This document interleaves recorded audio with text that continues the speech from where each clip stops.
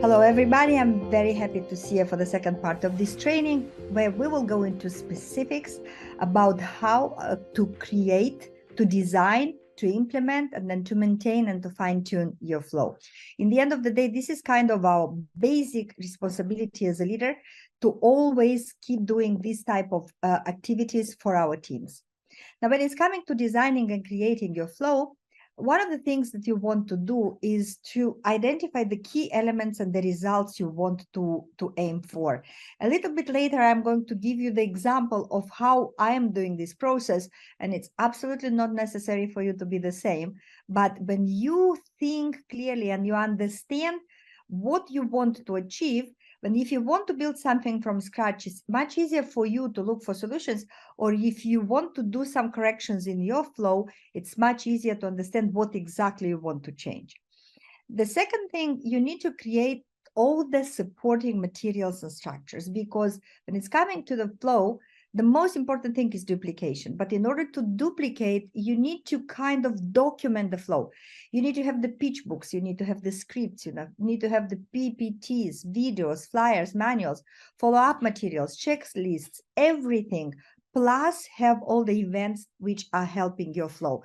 So developing a flow is not only thinking what you need to do, but creating all the materials, because when you duplicate and you can actually delegate all of these materials to your leaders, then this is how you actually obtain more free time. Because when you document and things are standard and are in a flow, then you don't need to repeat it over and over again.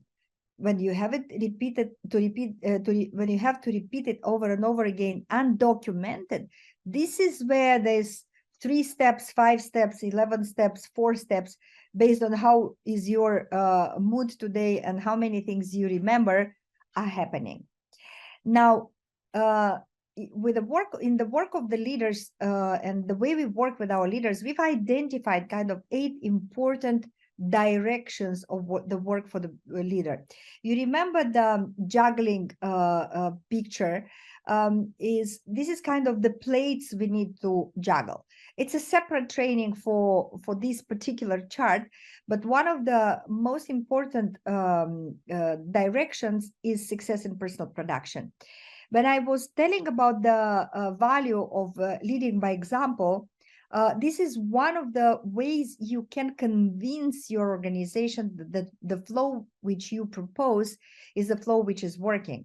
And this is when you have personal production success with this particular flow, especially when you are at the levels before Chairman's Club, I would say, or before President Team 20, 30K.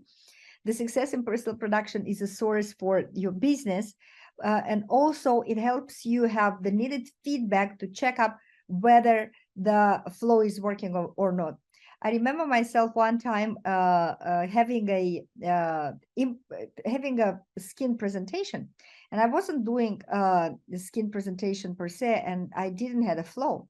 And I remember myself struggling, and I think I was even a president team member. I remember myself struggling to do this skin presentation. I mean, to do it in a logical way, fast and really professional.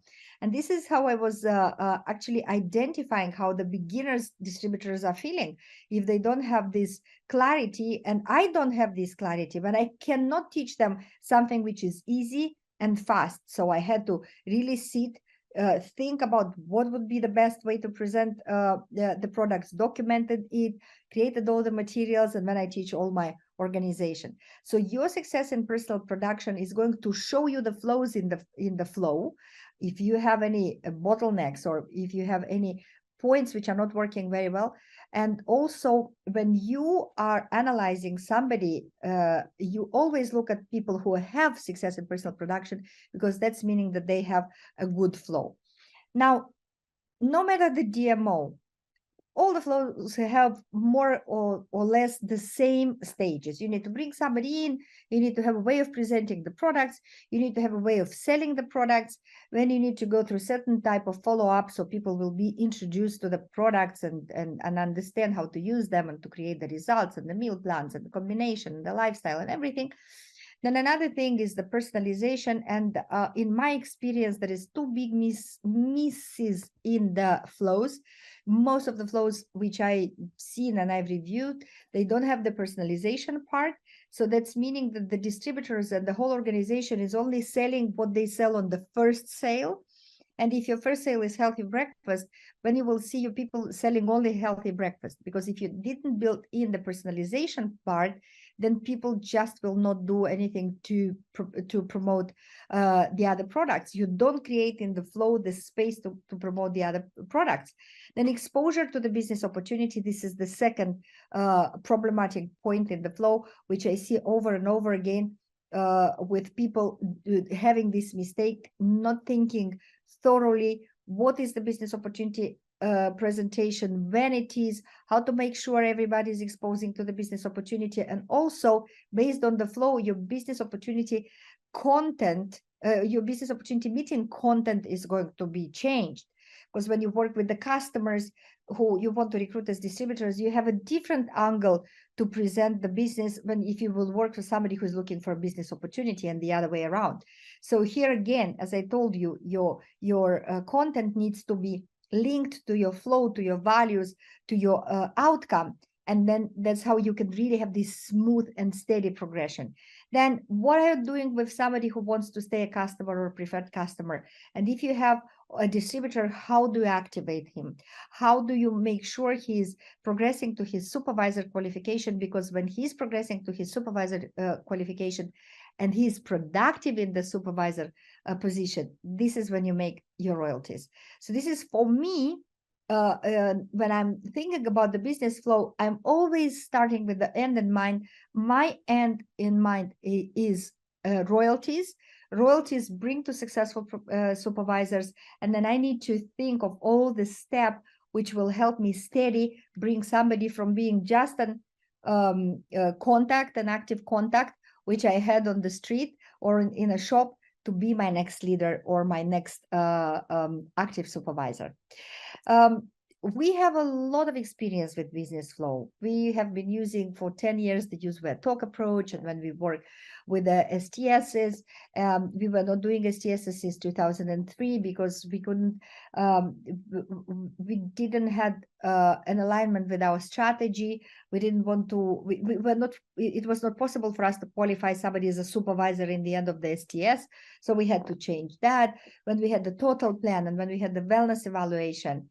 Then in 2007, also, we went to Mexico to study the nutrition club. But in that moment, we were considering that we are not ready, and we decided not to implement. There were things which were missing in our understanding of the business model. So this is why we didn't implement in 2008 the nutrition club. And then in 2014, we've introduced ambassador program. That's meaning again change of the flow. And then in 2015, we've started the implementation of fit clubs and nutrition club models, another change of the flow. And then the marathons implementation, and then the PC flow implementation. And now we are relaunching the nutrition clubs 2.0 in our organization. So all the time, every 2 or 3 years, something is going to happen, and you will have to adjust, to adapt, to evolve, or even to change your flows. So I've been through these stages many times, and I wish somebody would have gave me the training I'm giving today many years ago, so I would have done things much faster. So I hope you take this knowledge and really implement and use it to your advantage. So this is about the creation and the design of the flow. Now the implementation is the next thing. Supposedly you have the flow, you know, you have the goals, you have all the outcomes you want to see, you have built every step and thought through, you have tested it by yourself and with a test group of, I don't know, 10, 15 trusted leaders in your team, so you can see whether this is only in your mind or the things are really working, and they can have the same results. Because when the test group can have the same results as you have, that's meaning that you are doing it right. But sometimes with the test group, you can see that this is not working, and then you need to adjust. And when you go to the implementation, and implementation is extremely important because we have these two sides of the coin. We need to have stability for steady duplication, and we have to have innovation. And this is always a challenge of destabilizing the existing things. And for us, innovation is unavoidable because our organizations are constantly exposed to new DMOs, new stories, new leaders, and they are always distracted by that. And new ways of doing business most of the times are not new models, are new DMOs. And if you remember, we have the DMO, we have the flow, and we have the model. So the DMO is going to be some little bow or some little thing, which is a conversation or just an approach. But this is so exciting for the people that they are really drawn towards that. And this is creating what I call the distraction of the bright, shiny object syndrome, because it seems like that flyer or that particular approach is the answer. The answer is whoever is successful in this moment, whoever is having a momentum in this moment, if you go down and analyze, you will see that they have a perfect flow, which is working. Not necessarily correct or not necessarily sustainable. And sometimes people are in the flow and afterwards they're not very happy on the long-term result. But in the moment of momentum, it's always a flow there. They know exactly what to do, step 1, step 2, step 3, step 10, and they teach the organization to do the same. And that's how the momentum is created. If you are changing, if you don't have a very good flow, then you will be forced and you will be drawn to make all these changes too often. And from the implementation standpoint, this is a problem. Sometimes we are forced to change with the factors outside of our control, whether it is a change in law or like it was the pandemic or economic crisis. But then you don't have another solution, because a good flow is a stream of very precise conversations, key phrases, and actions. And all elements are very neatly tied to each other.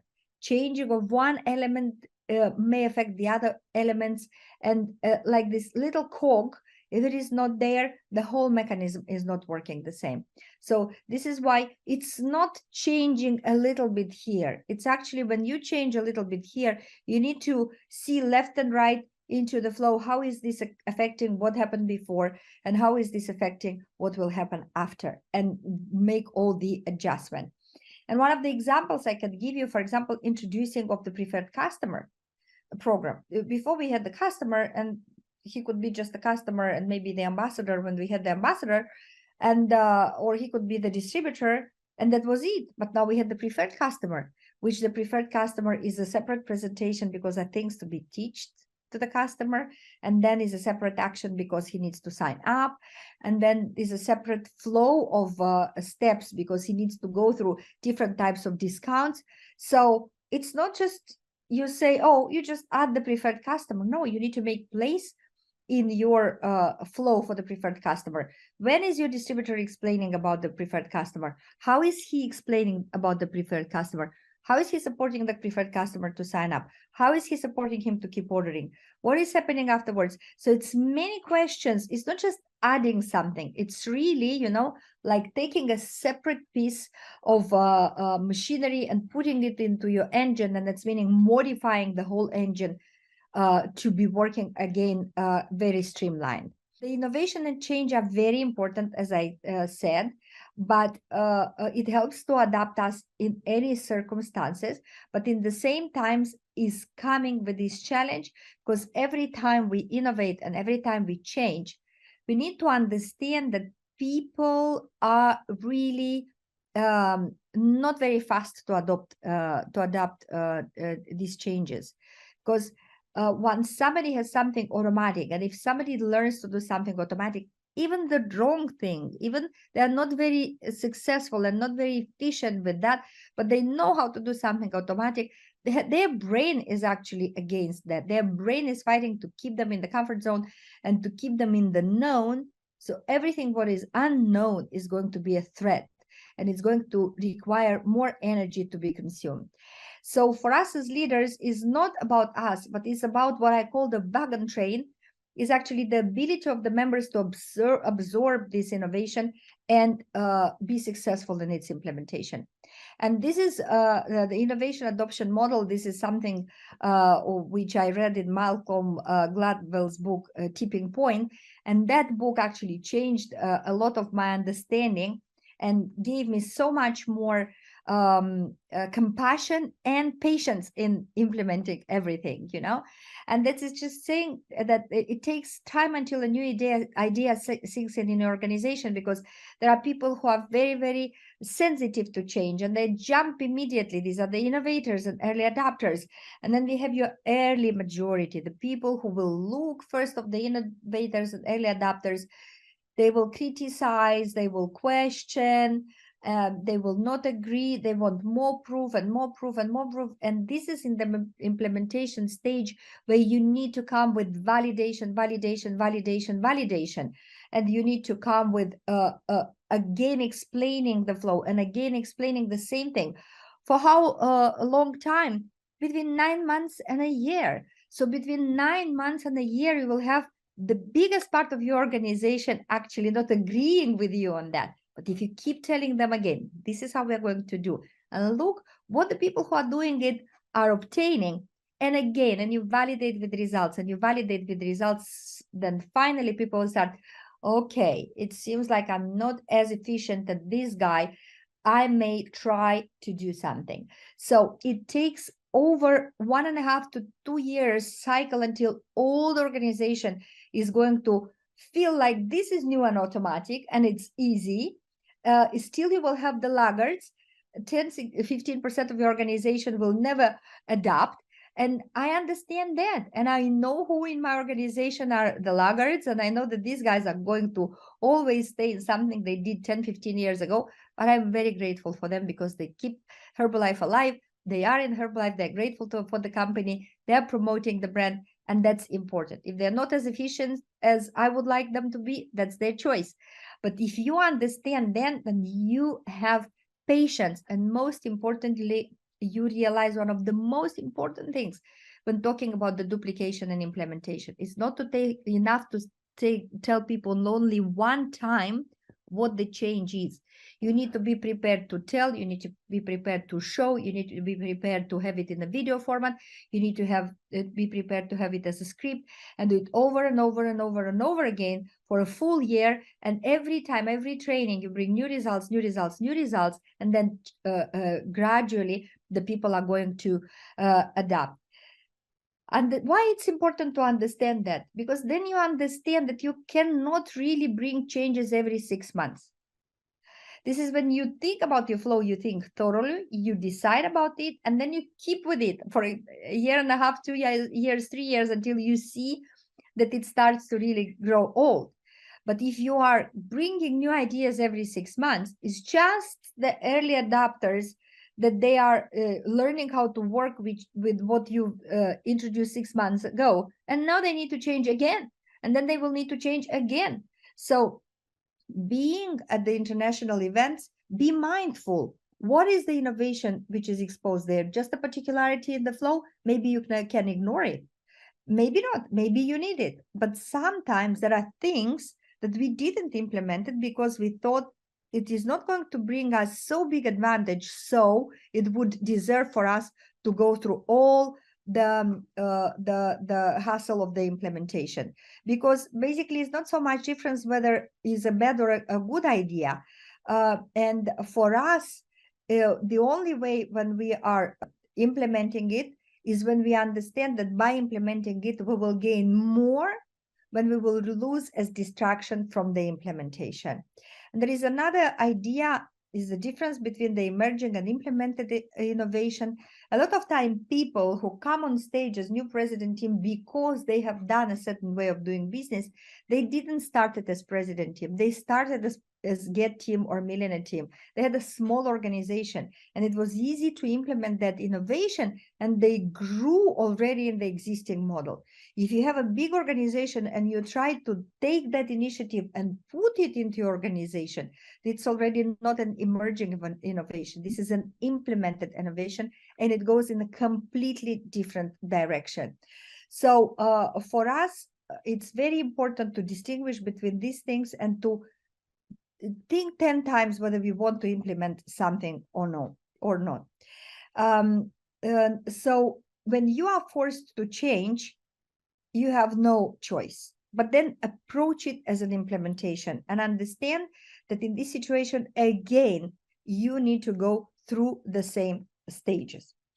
Now, I want now to talk to you about the management of the flow, and want to share with you a little bit my personal process, how I approach the building of the flow. And for some period of time already, I have my approach, which is stable, and within the business models that we implement, we refer to it. So for us, our vision and strategy is how to build productive supervisors and stable royalties. This is our strategy. Whatever we do, we want to make sure that we are taking care of the productivity of our supervisors, and we are building sustainably. From this standpoint, we have our principles, which we always follow, but I've designed for us about, I don't know, already 7 years ago or 8 years ago, kind of our mission statement, and our mission statement is that we are building large communities of happy customers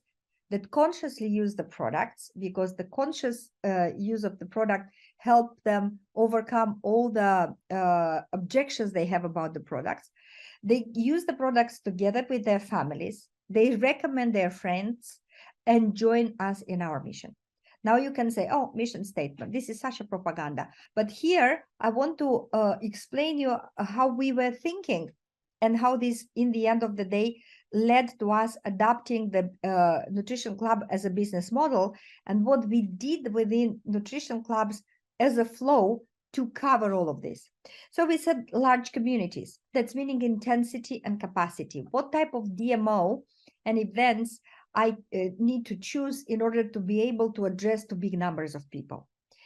Again, the nutrition club was one of the answers. Happy customers. How do I make sure that they get results and understand the products? And have conscious use of the products. That's meaning that I need to educate them. How can I educate them? How can I show them all the products? You see, so because I have these questions, when I went and we've invented things in our flow, like adaptation program, like we've taken from Philippines, for example, the 10 days educational 10 talking points to educate customers about the products. So we do things with the customers, so we make sure that they not only use the products, but they understand why supplementation, why to use this or that product, and how is this helping them. Together with the families, what is the process to get into the families? So we have in our approach and in our scripts singled out the questions that our distributors are supposed to ask the customers about the family, about how they eat in the family, who is cooking in the family, how can they bring the special family reunions we have, so they can bring their family members, and we can explain to them about that. We teach the customers how to cook with our products, because this is bringing the products to their families in a different format. So you see that there is in the question, there is an answer waiting. And then we ask ourselves these questions so we can draft our answers.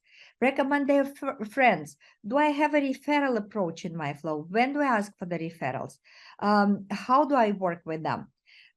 They join in our mission. How do I expose them to the business opportunity? How I make sure that every customer I have is exposed to the business opportunity? I need to teach my distributors not only that they need to expose, but how they invite to the HOM. What is the content of the HOM? Who is doing the HOM? When we do the HOMs? So an HOM, for example, is an event which is supporting the flow. Active distributors and productive supervisors. What is my activation process? How I make sure that I'm supporting my distributor to start the new business, and they can actually have customers and distributors and have build their supervisor qualification. And this is how we build our flow.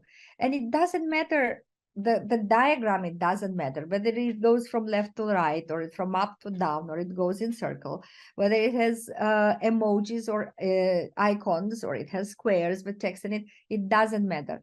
It needs to be something which is logical for you. You can see the progression of the person from a customer to a happy customer with the family, long-term customer, eventually the distributor to successful distributor with a lot of customers and other distributors. You need to see how the people can transition from one level to another. And right now, after the pandemics, of course, we have built our flow steps. We have built offline exposure. We have built online exposure. We are teaching the people how to merge these two together. So there is a lot of learning in the process, including as a pandemic's aftermath.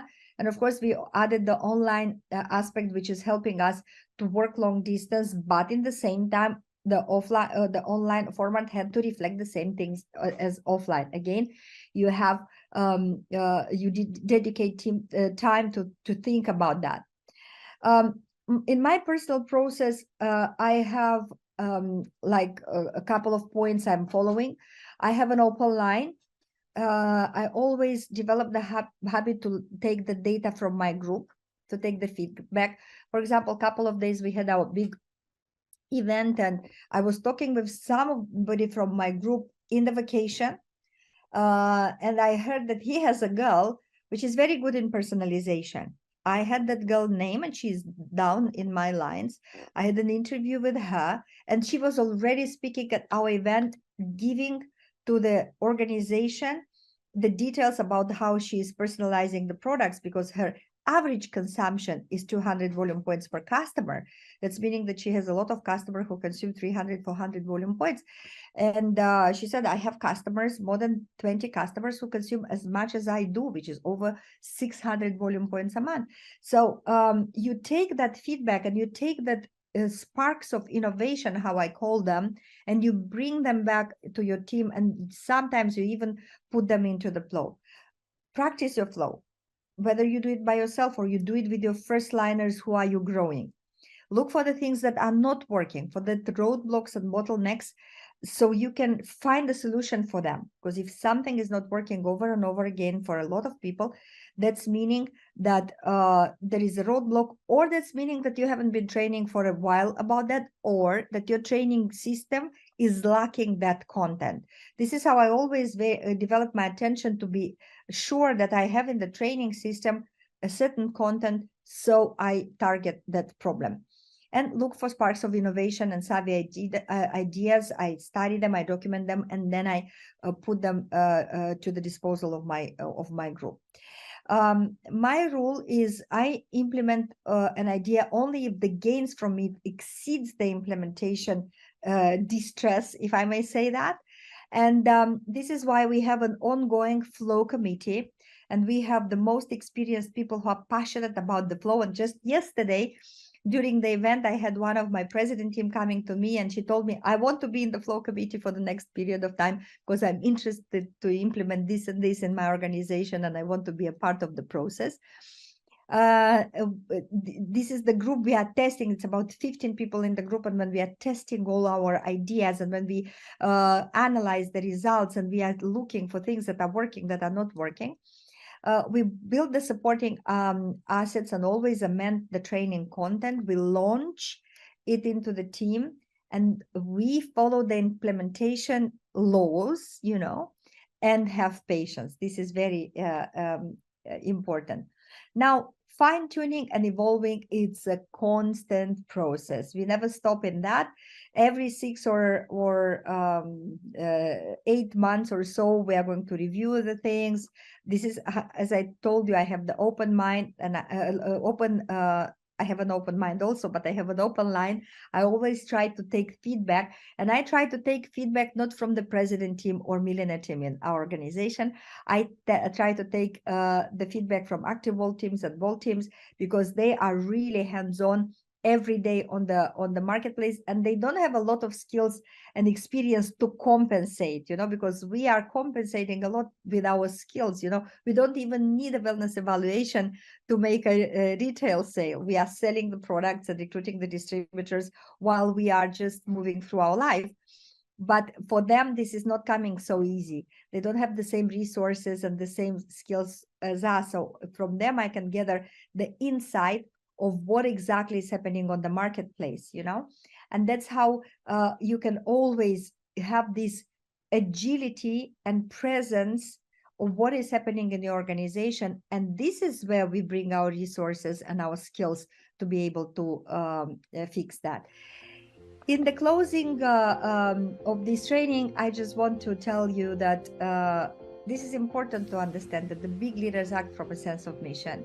And the sense of mission we have it from Mark Hughes, is that we want to create a better place in this world with all the people we help to be healthier and to be wealthier. And it's important not to look for easy way, but to strive to become stronger, more knowledgeable in everything you do. And that's how you will keep your relevance on the marketplace. And that's how you will actually be always present with your group and with your organization. We always help and inspiration for them. And also will be able to adapt and adjust to any changes on the marketplace. I wish you all the best of success. I hope you had some learnings from my training. And in the meantime, let's everybody be successful and healthy for the rest of our lives. Bye-bye.